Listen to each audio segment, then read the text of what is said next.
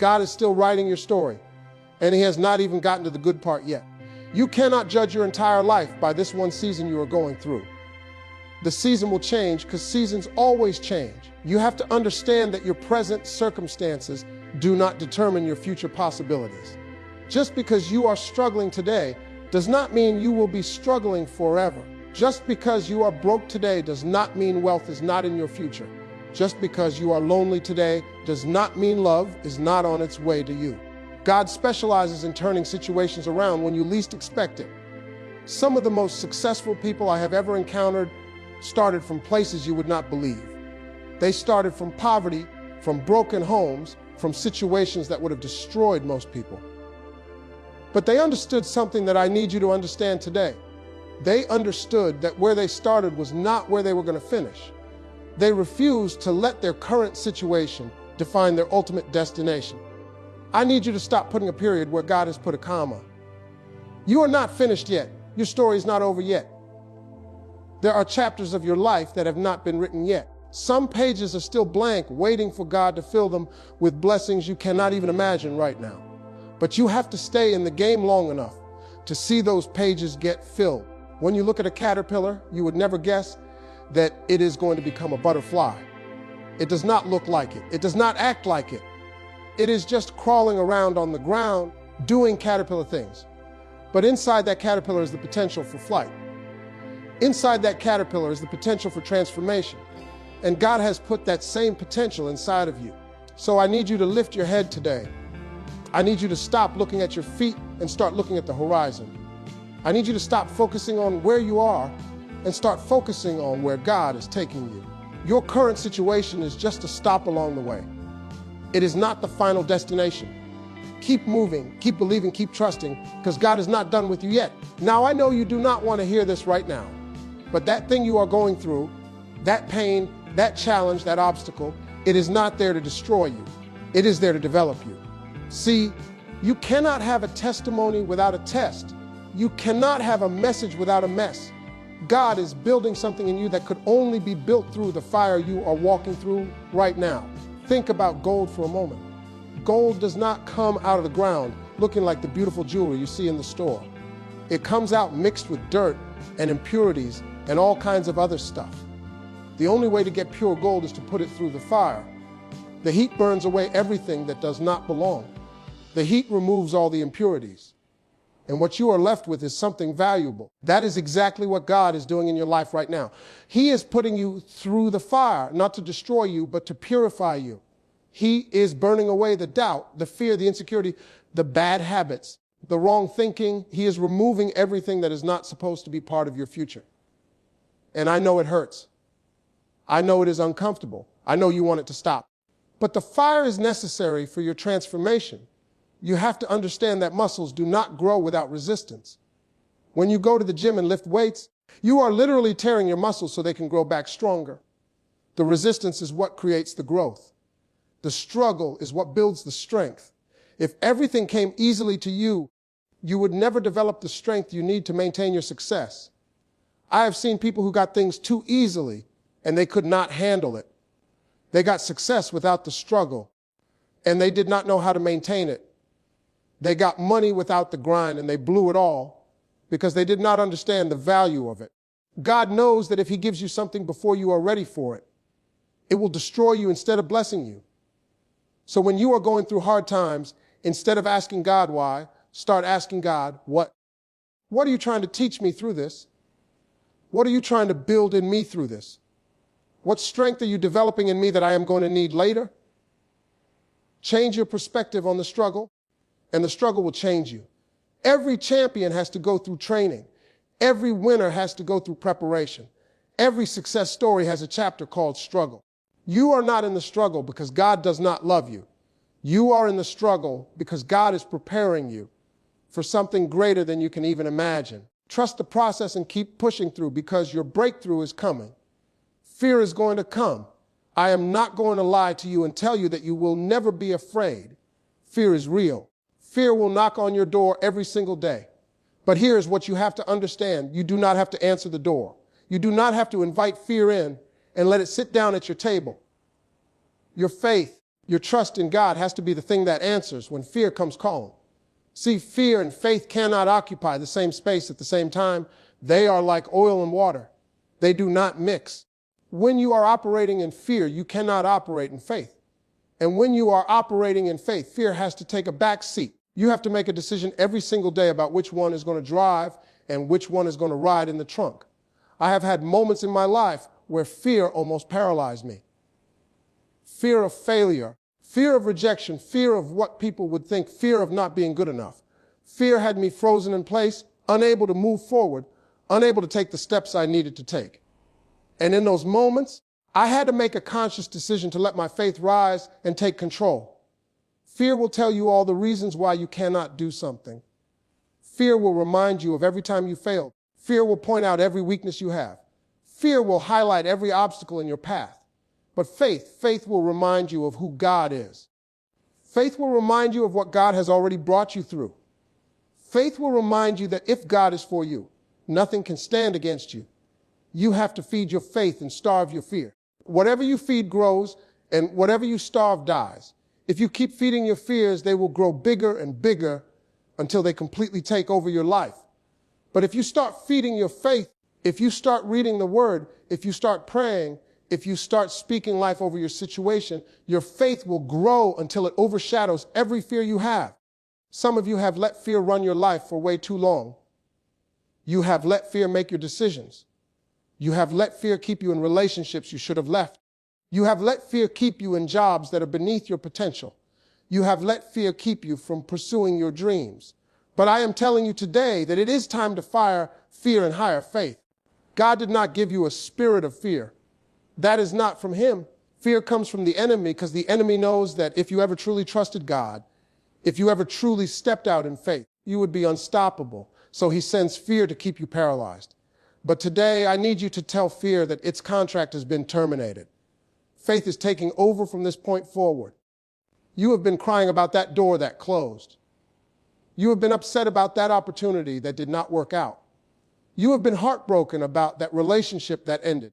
But what if I told you that God closed that door because He loved you too much to let you walk into something that would have destroyed you? That closed door was not rejection, it was protection. We spend so much time trying to force open doors that God has clearly closed. We keep pushing and pulling and trying to find another way in. We keep going back to people who are not meant to be in our future. We keep applying to jobs that are not part of God's plan for us.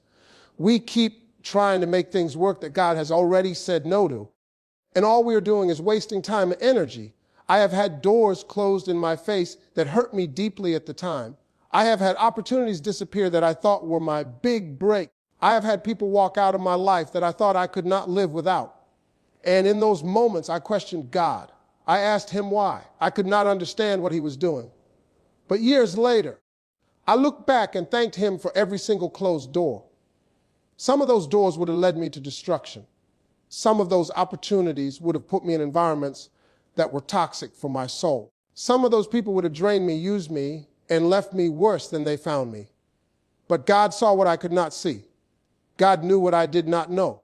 And He loved me enough to close those doors, even when I was begging Him to open them. You have to trust that God has a bird's eye view of your life. You can only see what is right in front of you. You can only see the present moment. But God sees the beginning, the middle, and the end. He sees the consequences of every decision. He sees where every path leads. And when He closes a door, it is because He knows that path is not good for you. Stop mourning closed doors and start looking for the open ones. Stop crying over what did not work out and start getting excited about what God has in store. Every no from God is protection. Every closed door from God is a redirection.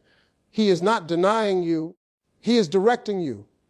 He is not punishing you. He is positioning you for something better. I need you to thank God for the closed doors in your life. I need you to thank Him for the relationships that did not work out. I need you to thank Him for the jobs you did not get. I need you to thank Him for the opportunities that fell through. Because every single one of those closed doors was God saying, I have something better for you. Trust Him and keep moving forward. Just because it has not happened yet does not mean it is not going to happen. God operates on a different timeline than we do. We want things right now, immediately, overnight. But God says not yet. And when God says not yet, he is not saying no. He is saying, I am preparing you for what I am preparing for you. The blessing is coming, but you might not be ready to handle it yet. We live in a microwave society. We want everything instantly. We want overnight success. We want immediate results. We want to plant a seed today and harvest a crop tomorrow. But that is not how it works.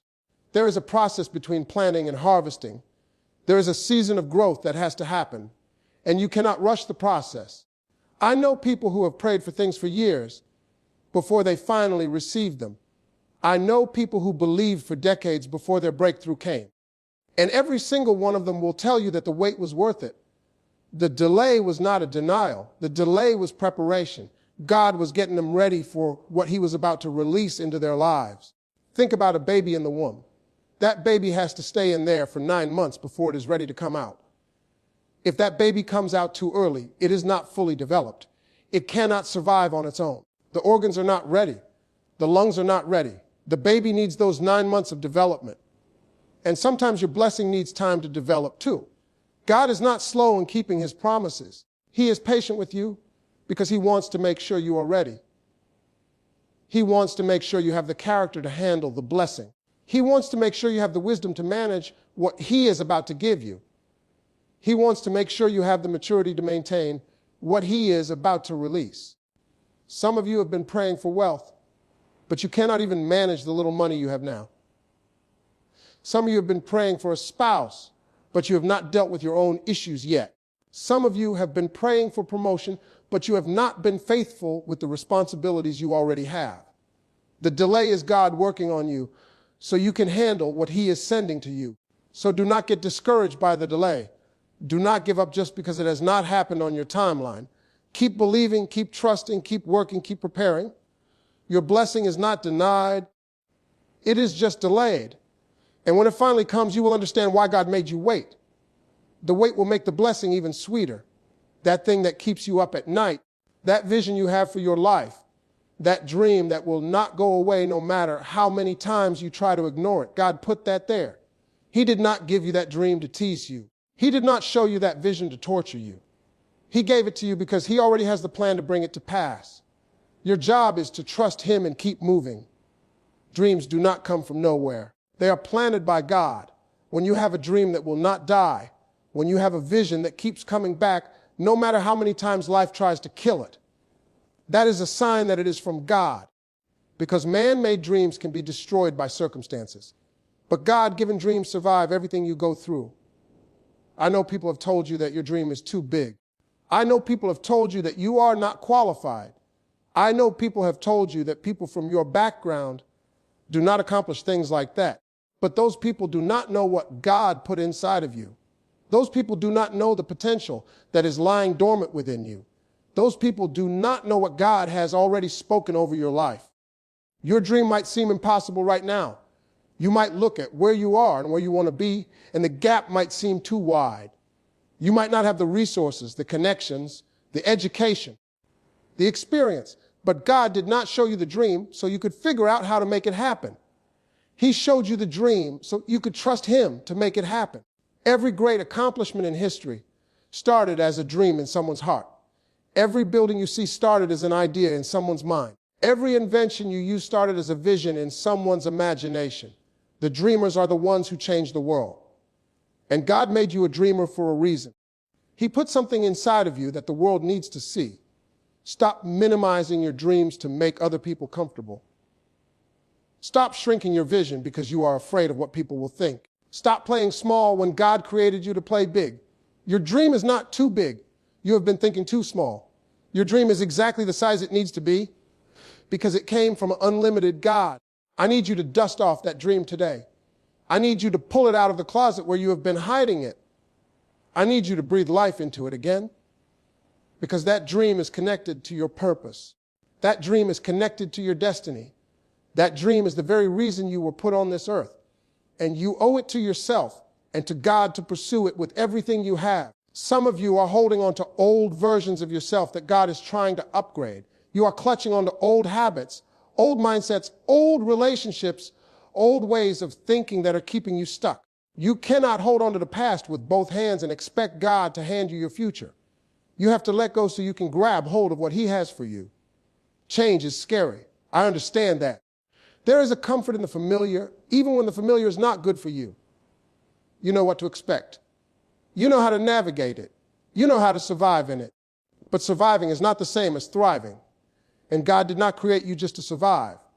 He created you to thrive, to flourish, to live abundantly. The caterpillar has to completely dissolve inside the cocoon before it can become a butterfly. It has to let go of everything it was. It has to release its entire identity as a caterpillar. It has to trust the process of transformation, even though it has no idea what is happening. And when it emerges, it is something completely new. That is what God is trying to do with you. Some of you are still carrying baggage from your past that is weighing you down. You are still carrying hurt from people who wronged you. You are still carrying guilt from the mistakes you made. You are still carrying shame from things you are not proud of. But I need you to understand that you cannot carry all that weight and still move forward. You have to put it down. God is not looking at who you used to be. He is looking at who you are becoming. He is not focused on your past failures. He is focused on your future potential. He is not counting your mistakes. He is counting on you to rise and become everything he created you to be. But you have to be willing to let go of the old to embrace the new. Stop introducing yourself by your past. Stop defining yourself by your mistakes. Stop limiting yourself based on who you used to be. You are not who you were. Every day you wake up, you have the opportunity to become a new person. Every morning is a chance to start fresh. Every sunrise is an invitation to transformation. I need you to permit yourself to evolve. I need you to permit yourself to grow. I need you to permit yourself to become something different, something better, something more aligned with God's purpose for your life. Let go of the old you and make room for the new you that God is creating. The best version of you is still being formed. Stop chasing people who do not see your value. Stop begging people to stay in your life. Stop trying to convince people that you are worth their time. When you start walking in your purpose, when you start trusting God with your path, the right people will be drawn to you. God will send the right connections at the right time. He is better at networking than you will ever be. I spent too many years of my life trying to fit in with people who were not meant to be in my story. I wasted so much energy trying to get people to like me, to accept me, to include me. I was chasing relationships that were never supposed to be part of my journey. And all I was doing was delaying my own progress because I was focused on the wrong things. When you are walking in your purpose, you become a magnet for the right people. Something about you attracts the relationships you need. Something about your energy draws in the connections that will help you fulfill your destiny. You do not have to force it.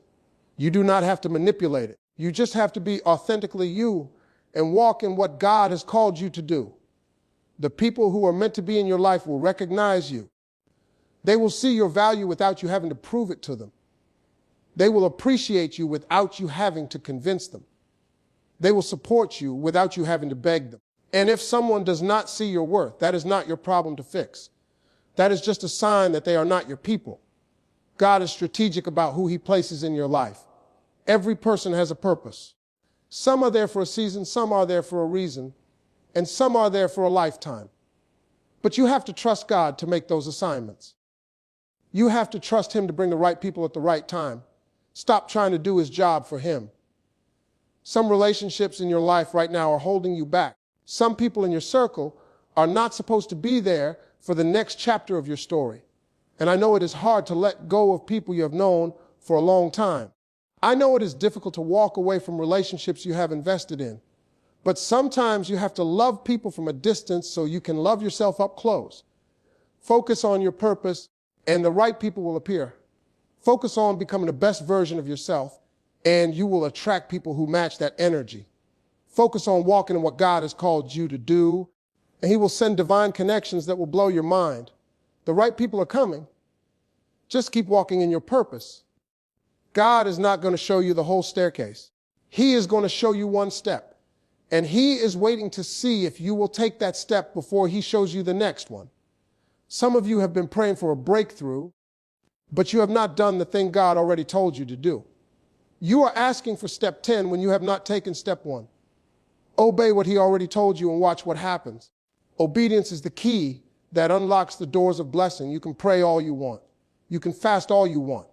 You can go to church all you want.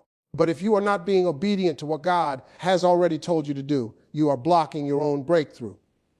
God responds to obedience. He moves when you move. He opens doors when you step toward them. I know obedience is not always easy. Sometimes God asks us to do things that do not make sense to our natural minds. Sometimes He tells us to go in directions that seem illogical. Sometimes He instructs us to make moves that scare us to our core. But that is where faith comes in. You have to trust Him enough to obey even when you do not understand. Think about all the stories in the Bible where God asked people to do things that seemed crazy.